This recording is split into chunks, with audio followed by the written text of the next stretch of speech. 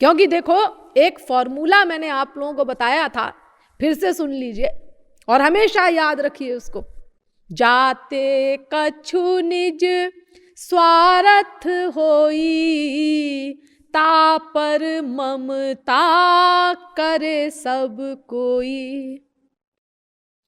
जिससे कम स्वार्थ होता है उससे कम ममता होती है, कम प्यार होता है। जिससे अधिक स्वार्थ होता है उससे अधिक प्यार होता है। और अगर हम स्वार्थ न रियलाइज करें कहीं, तो हमारा प्यार कहीं होगा ही नहीं। सीधी सीधी बात है। तो अगर हमको ये रियलाइजेशन हो जाए कि हमारा जो स्वार्थ है वो संसार से हल नहीं हो सकता, तो संसार में प्यार होगा ही नहीं हमारा, तुरंत समाप्त, इमीडिएटली।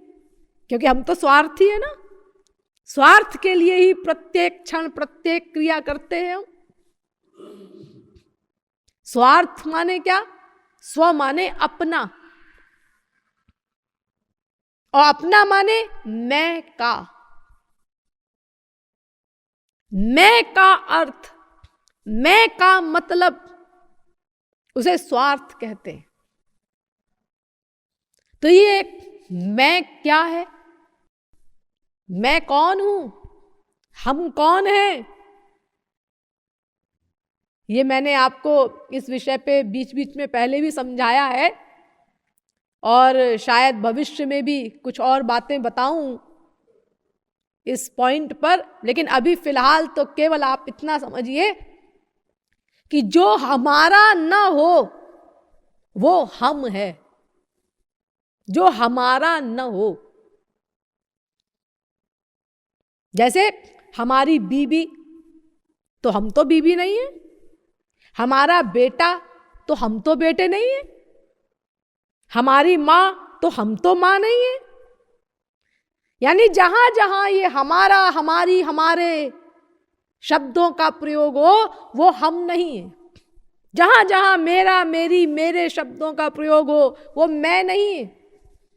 मैं इन सबसे पृथक है। जहां मेरा न लगे, उसकी अंतिम लिमिट आ जाए, उसके बाद शुरुआत होगी मैं की। इसको शास्त्रों वेदों की भाषा में जीवात्मा कहते हैं। ये जीवात्मा क्या है, इसको न शब्दों से समझाया जा सकता है, न शब्दों से समझा जा सकता है, न मन से सोचा जा सकता है, न बुद्धि से निश्चय किया जा सकता है। क्यों? इसीलिए कि इंद्रियेभ्य परा ह्यर्था, अर्थेभ्यश्च परम मनः, मनसस्तु परा बुद्धिर, बुद्धिरात्मा महान परः। कठोपनिषद पहले अध्याय की 3री वल्ली का 10वां मंत्र। गीता भी कहती है, इंद्रियाणि पराण्याहुरिन्द्रियेभ्यः परम मनः, मनसस्तु परा बुद्धिर, यो बुद्धेः परतस्तु सः। 3रे अध्याय का 42वां श्लोक। यानी इंद्रियों से परे मन, मन से परे बुद्धि, बुद्धि से परे है आत्मा। तो जब बुद्धि से परे है आत्मा, तो बुद्धि उसके विषय में क्या निर्णय करेगी? और फिर बुद्धि के अंडर में है मन, और मन के अंडर में है इंद्रियां, उनसे क्या निर्णय होगा आत्मा के विषय में? तो इंद्रिय मन बुद्धि की वहां गति ही नहीं है, ये जान ही नहीं सकते जीवात्मा को। क्यों गति नहीं है? क्योंकि इंद्रिय मन बुद्धि प्राकृत हैं, मटीरियल हैं, माया के बने हुए हैं। और आत्मा एक दिव्य तत्व है, क्योंकि भगवान का अंश है। तो जब आत्मा दिव्य तत्व है, तो प्राकृत इंद्रिय मन बुद्धि उस दिव्य आत्मा के विषय में कैसे निर्णय करेंगी? तो चूंकि हम दिव्य हैं, हमारा ओरिजिनल रूप है जीवात्मा, और जीवात्मा दिव्य है, तो हमारा जो अर्थ है, जो मतलब है, वो भी दिव्य होगा। स्वार्थ, स्व माने अपना, अपना माने मैं का, मैं माने आत्मा का। तो आत्मा दिव्य है, इसलिए आत्मा का जो भी विषय होगा वो भी दिव्य होगा। और ये संसार कैसा है जो हम दे रहे हैं आत्मा को? ये प्राकृत है, मटीरियल है, मायिक है। तो मायिक जगत, माया का बना हुआ संसार, ये दिव्य आत्मा का विषय कैसे हो सकता है? कैसे होगा? अरे विषय तो विषयी के अनुसार हुआ करता है। अच्छा देखो, यूं समझो एकदम गंवारी अकल से, मैं अगर आप लोगों से कहूं कि मेरे प्रवचन को आप लोग अपनी आंखों से सुनिए, तो आप लोग कहेंगे कैसी बात करती है, आंखों से सुने? भला आंखों से कैसे सुन सकते? क्यों क्यों नहीं सुन सकते? अरे सुनना तो कर्णेंद्रिय का विषय है, शब्द तो कर्णेंद्रिय का विषय है, आंख कैसे ग्रहण करेगी उसको? तो आप आंखों से सुन नहीं सकते। हाँ, क्यों जी? क्या आंख किसी और तत्व से बनी है और कान किसी और तत्व से बने हैं? नहीं जी, बने तो उन्हीं तत्वों से हैं, आंख और कान दोनों। पृथ्वी, जल, तेज, वायु, आकाश, ये पंच महाभूत से ही आंख बनी है, पंच महाभूत से ही कान बने हैं, पंच महाभूत से ही प्रत्येक इंद्रिय बनी है। तो जब पंच महाभूत से ही आपके आंख, कान आदि बने हैं और आंख और कान के बीच में केवल एक हड्डी है, तो फिर आप आंख का विषय कान से ग्रहण क्यों नहीं कर सकते? ये दोनों पंच महाभूत के, इनका विषय भी पंच महाभूत का, तो फिर आंख का विषय कान से ग्रहण क्यों नहीं हो सकता? कान का विषय आंख से ग्रहण क्यों नहीं हो सकता? आंख का विषय नासिका से ग्रहण क्यों नहीं हो सकता? नासिका का विषय रसना से ग्रहण क्यों नहीं हो सकता? रसना का विषय त्वचा से ग्रहण क्यों नहीं हो सकता? हाँ जी, वो पंच महाभूत की तो सब इंद्रियां हैं, लेकिन फिर भी प्राकृत जगत में भी एक कायदा है, आंख का विषय आंख ही ग्रहण करेगी। आंख का विषय रूप है, कान का विषय शब्द है, नासिका का विषय गंध है।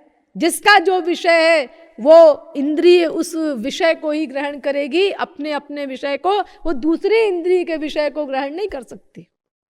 तो सोचिए, जब प्राकृत जगत में भी ये कायदा है कि एक प्राकृत इंद्रिय दूसरी प्राकृत इंद्रिय के प्राकृत विषय को भी अपना विषय नहीं बना सकती,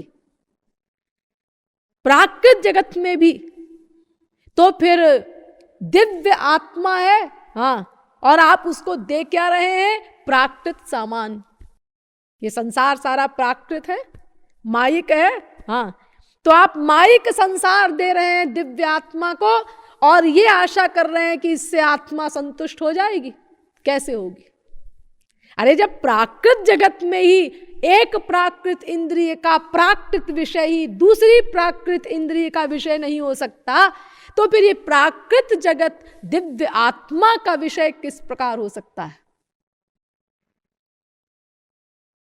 गधा भी समझ ले। अरे अगर आंख से कोई आपको सुनने को कहता है तो आप उसको पागल कहते हैं, फिर कहे कोई तो आप उसको पागल तो कहेंगे। और हम इस दिव्य आत्मा को प्राकृत सामान दे रहे हैं इसको सुखी बनाने के लिए, तो हम लोग अपने आप को समझदार कैसे कहते हैं? तो इसीलिए हर प्रकार से निश्चय हो गया कि हमारा विषय, हमारा सुख दिव्य आनंद, भाई दिव्य आत्मा है हमारा स्वरूप, तो हमारा विषय भी दिव्य होगा। इसीलिए हम जो आनंद चाहते हैं वो दिव्य आनंद चाहते हैं। इसीलिए अनंत कोटि ब्रह्मांडों की साम्राज्य श्री भी यदि हमको मिल जाए तो भी हमें तृप्ति नहीं होगी। यत् पृथिव्याम व्रीहि यवम हिरण्यम पशवस्त्रियः नालमेकस्य पर्याप्तम तस्मात् तृष्णाम परित्यजेत। भागवत 9वें स्कंद के 19वें अध्याय का 13वां श्लोक। यही कारण है कि अनंतानंत जन्म हो गए, अनंत बार स्वर्ग सम्राट इंद्र का पद भी हमको मिल चुका है, ब्रह्मलोक तक के ऐश्वर्यों का हम भोग कर चुके हैं, लेकिन फिर भी हमारी हालत फटीचर है। वो अशांति, अतृप्ति, अपूर्णता, बेचैनी वो बनी हुई, क्योंकि हम जो चाहते हैं वो हमारा विषय अलौकिक है, जो प्राकृत संसार से हमको नहीं मिल सकता। इसीलिए हमें अच्छी तरह से दिमाग में बैठा लेना है कि ब्रह्मलोक पर्यंत के ऐश्वर्यों में वास्तविक सुख का लवलेश भी नहीं है। अच्छा, तो फिर इसीलिए लोग कहते हैं कि संसार में दुख है, भगवान में सुख है। ना ना ना, गलत गलत। संसार में दुख है, भगवान में सुख है, गलत। हाँ, गलत। तो क्या संसार में सुख है, भगवान में दुख है? ना, गलत। तो क्या संसार में सुख है, भगवान में सुख है? गलत। तो क्या संसार में दुख है, भगवान में दुख है? गलत। अरे तो फिर सही क्या है? सब गलत है। तो सही ये है कि भगवान में ही सुख है, संसार में न सुख है न दुख है। ये सही है। देखो, अगर संसार में दुख होता तो फिर सबको मिलता ना, जो भी इस संसार में आता। तुलसी, सूर, मीरा, कबीर, नानक, तुकाराम को भी मिलता, लेकिन उनका अनुभव क्या है? सर्वम खल्विदम ब्रह्म वेद, ईशावास्यमिदग्वम सर्वम। ईशावास्योपनिषद का पहला मंत्र। पुरुष एवेदग्वम सर्वम यद्भूतम यच्च भाव्यम उतामृतत्वस्येषानो यदन्नेनातिरोहति। श्वेताश्वतरोपनिषद तीसरे अध्याय का 15वां मंत्र। खम वायुमग्निम सलिलम महींच ज्योतिंषि सत्त्वानि दिशो द्रुमादीन् सरित समुद्रांश्च हरेः शरीरं यत्किंच भूतं प्रणमेद नन्यः। भागवत 11वें स्कंद के दूसरे अध्याय का 41वां श्लोक।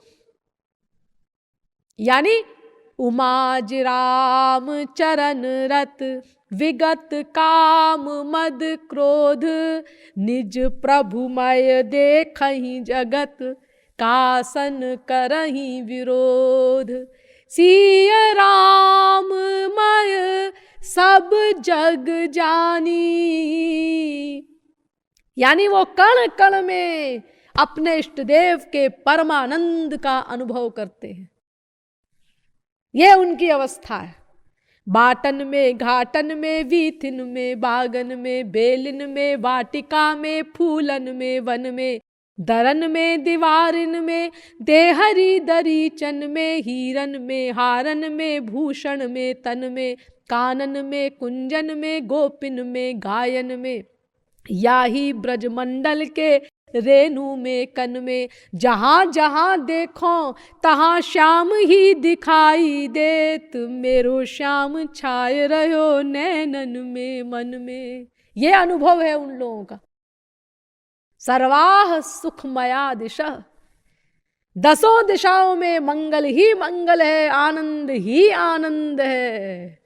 आनंदेवाधस्तात् आनंद उपरिष्टात् आनंद पुरस्तात् आनंद पश्चात् आनंद उत्तरतः आनंदो दक्षिणतः आनंद एवेदग्वम सर्वम। अरे सामने भी आनंद, पीछे भी आनंद, भीतर भी आनंद, बाहर भी आनंद, नीचे भी आनंद, ऊपर भी आनंद, उत्तर भी आनंद, दक्षिण भी आनंद, पूरब भी आनंद, पश्चिम भी आनंद। सर्वत्र केवल आनंद ही आनंद लबालब भरा है। ये अनुभव है उनका। तो फिर संसार में दुख कहाँ है? और ये अनुभव महापुरुषों का उन्होंने छिपाया नहीं, बता दिया, लिख दिया ग्रंथों में। और अगर हम लोग महापुरुषों की बात गलत भी माने, ना भी विश्वास करें उनके अनुभव पे, तो देखो संसार में ही देख लो, अगर किसी वस्तु में दुख होता तो उस वस्तु से सबको दुख मिलता, सदा दुख मिलता। लेकिन ऐसा नहीं, एक वस्तु से एक व्यक्ति को दुख मिलता है, दूसरे को सुख मिलता है, तीसरे को कम दुख मिलता है, चौथे को कम सुख मिलता है।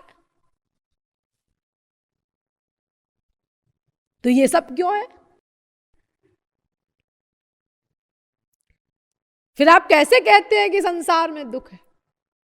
लेकिन अगर संसार में दुख नहीं है तो फिर ये क्या है जो हमको दुख रूप में अनुभव में आता है? भाई दुख का अनुभव तो होता है हमको भीतर से। तो अगर संसार में दुख नहीं है तो वो अनुभव क्या है हमारा? क्यों हमको मिलता है दुख? हाँ, ये दुख जो हमें मिलता है ना, ये वो बीमारी है जो हम लोगों ने बड़ी मेहनत से बनाई है। क्या मतलब? मतलब हम जिस वस्तु में जितनी मात्रा का सुख मानते हैं, उस वस्तु के वियोग में हमें उतनी ही मात्रा का दुख मिलता है। अगर हम किसी वस्तु में सुख न माने तो उस वस्तु के वियोग में हमको दुख भी न मिले। सीधी सीधी बात। देखो, एक व्यक्ति के यहां खूब खुशियां मनाई जा रही हैं, बाजे गाजे बज रहे हैं, पार्टी हो रही है, धूम धड़ाका है। क्यों भाई, आज किस बात की खुशी मना रहे हो इतनी? ये हमारे बेटा हुआ है।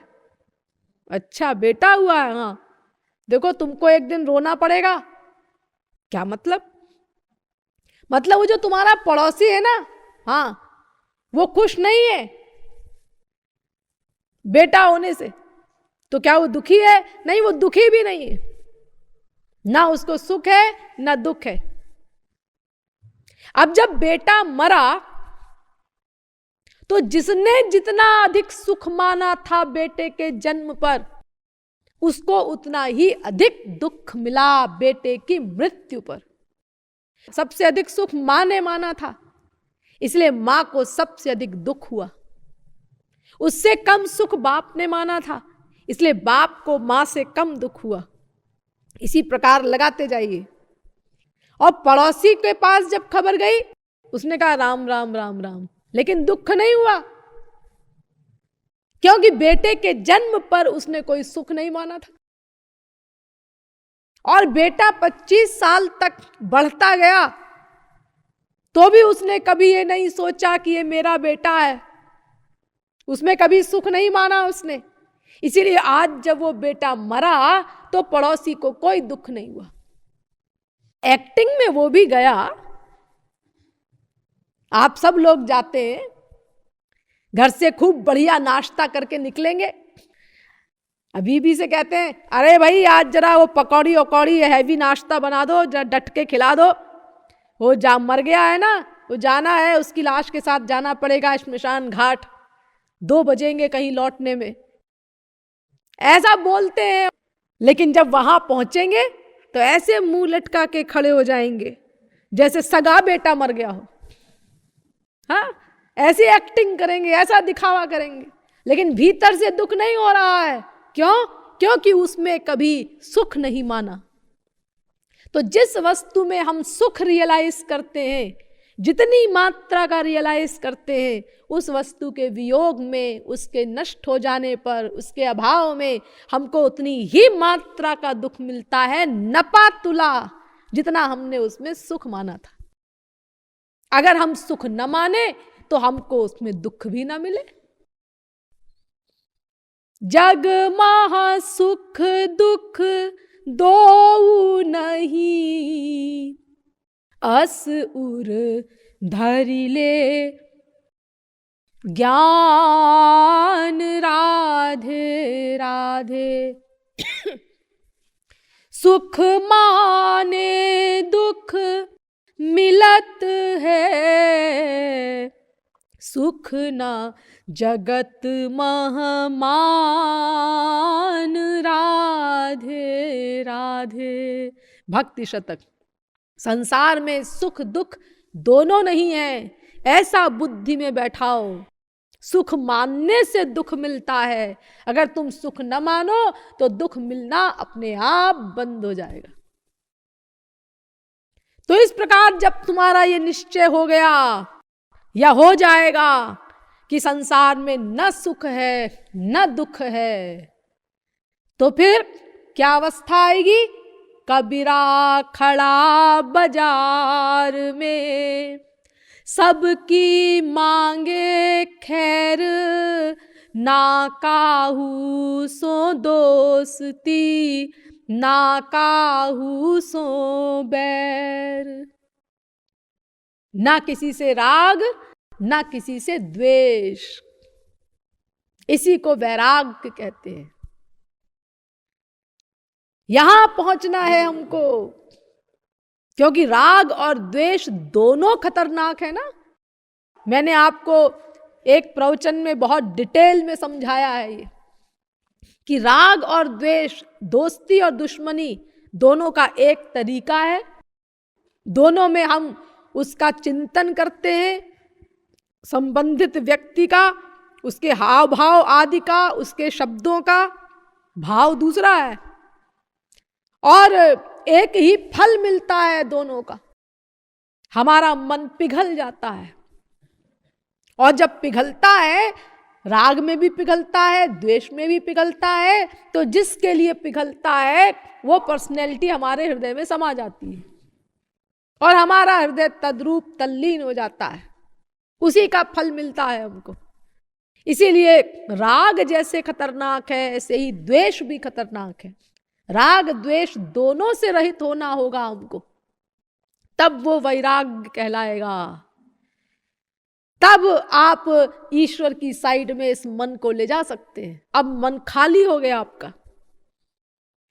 पैरों को कोई बांध दे किसी के और फिर कौशन दे मार्चिंग का, मार्च मार्च, अरे वो कैसे मार्च करेगा बेचारा? पैरों से ही तो मार्चिंग करनी है और पैर तो बंधे हुए हैं।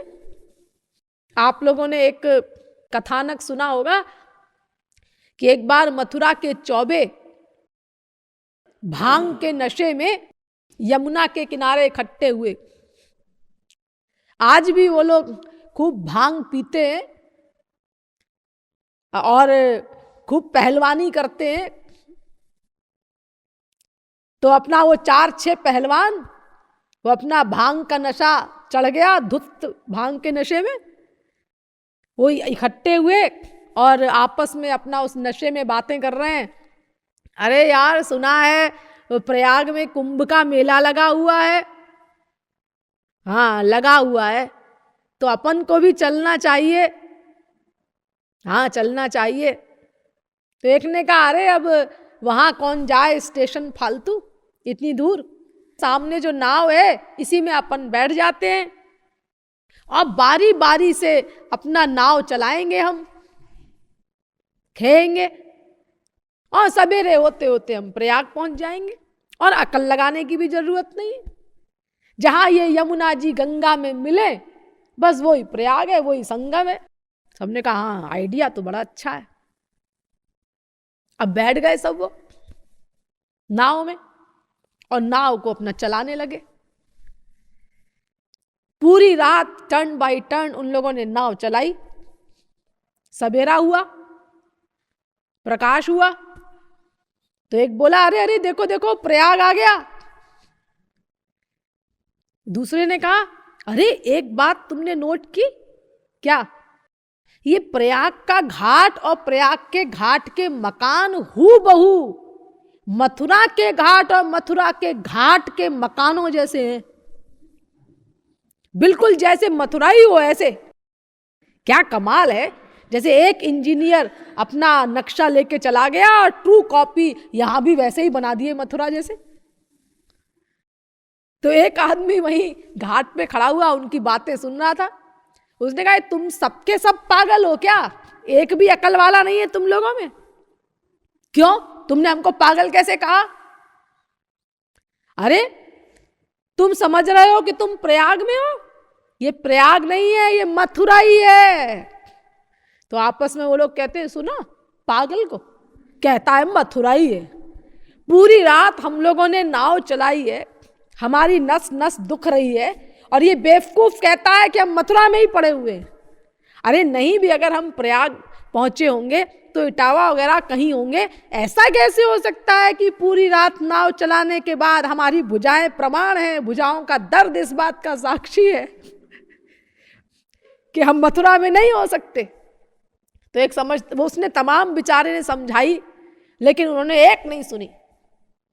तो एक समझदार भी वहां पे खड़ा था, तो उसने कहा कि आप लोग जरा अपनी नाव तो देखिए, नाव बंधी है कि खुली हुई है? हैं? नाव तो बंधी है, इसको तो खोलना ही भूल गए। अब बेचारी नाव क्या करती, खेते जा रहे हैं उसको, पूरी रात चलाए जा रहे हैं, तो नाव भी बेचारी वहीं की वहीं घूमती जा रही है। हाँ, तो ऐसे ही हम लोगों की हालत है। मन को संसार में बांध के रखते हैं और शरीर से अपना स्पिरिचुअल वर्क करते हैं। तीर्थ यात्रा हो रही है, पैरों से मार्चिंग, और अपना जप हो रहा है, कीर्तन भजन हो रहा है, गीता भागवत आदि का पाठ हो रहा है, और मन ये सब कुछ नहीं कर रहा है, क्योंकि मन तो संसार में आ सकते, संसार में बंधा हुआ है।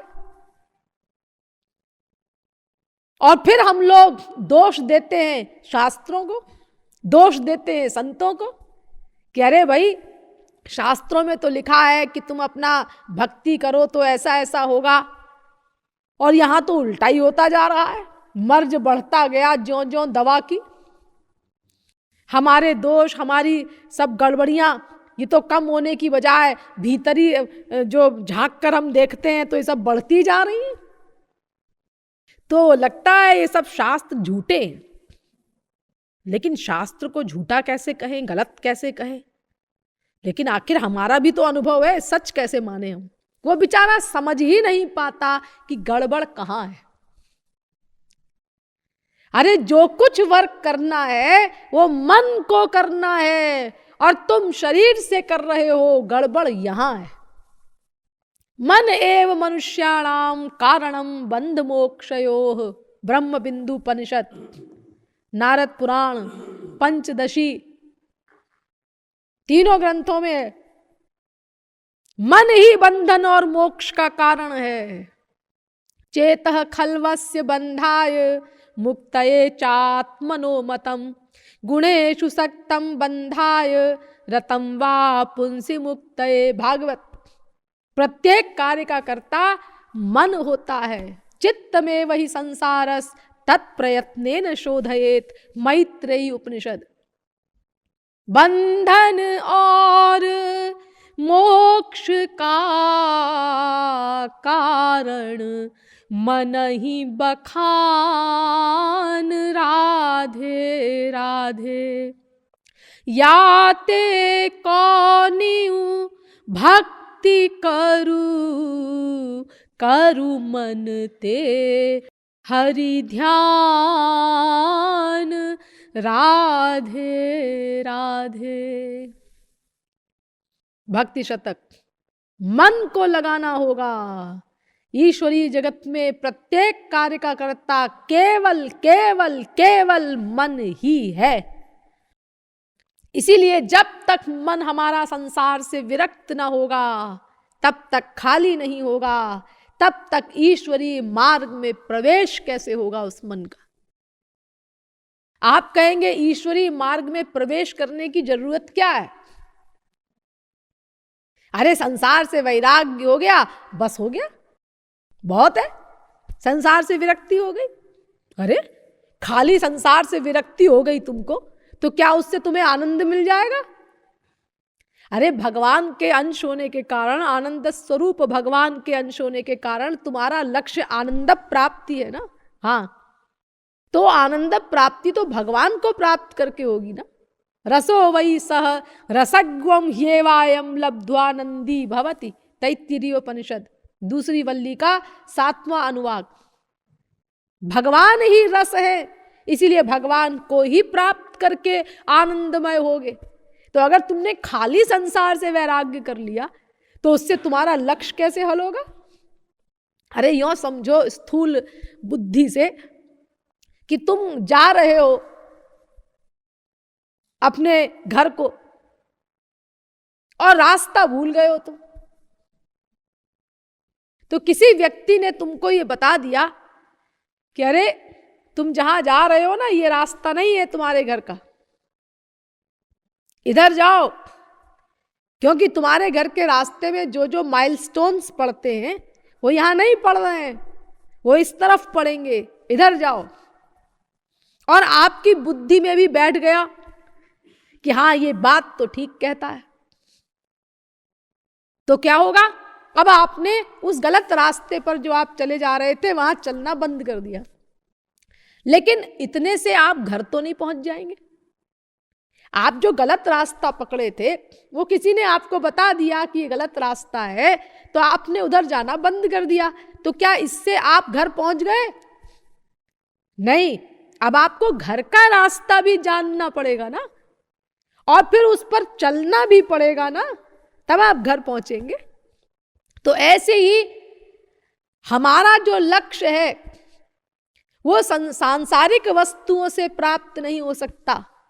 हम दिव्य आनंद चाहते हैं, ऐसा सुख चाहते हैं जो अनंत मात्रा का हो, अनंत काल के लिए हो, प्रतिक्षण बढ़ता चला जाए, क्योंकि हम ऐसे सुख के पर्यायवाची भगवान के अंश हैं और हर अंश अपने अंशी को ही चाहता है, ये नेचर है। तो ऐसा सुख संसार से हमको नहीं मिल सकता। ये हमको ज्ञान हो गया और हमारा मन संसार से विरक्त हो गया। सुख मानना हमने बंद कर दिया संसार में, और सुख मानना बंद कर दिया तो दुख अपने आप हमने मिलना हमको बंद हो गया, तो हमारा मन राग द्वेष रहित हो गया। लेकिन इतने से सुख तो नहीं मिल जाएगा। अब हमें यह भी जानना पड़ेगा ना कि परमानंद स्वरूप हमारा घर कहाँ है, यानी वो ईश्वर जो परमानंद स्वरूप है उसकी प्राप्ति का मार्ग क्या है। और केवल यही जानना ही नहीं पड़ेगा, उस मार्ग पर हमको चलना भी पड़ेगा। तो कैसे चला जाए उस रास्ते पर, इन दोनों बातों की जानकारी हमको हासिल करनी पड़ेगी और प्रैक्टिकल करना पड़ेगा, तब हमारा परम चरम लक्ष्य हल होगा। हाँ, तो उसके लिए हमको क्या करना होगा अब ये कल बताएंगे। बोलिए वृंदावन बिहारी लाल की, श्रीमद् सद्गुरु सरकार की।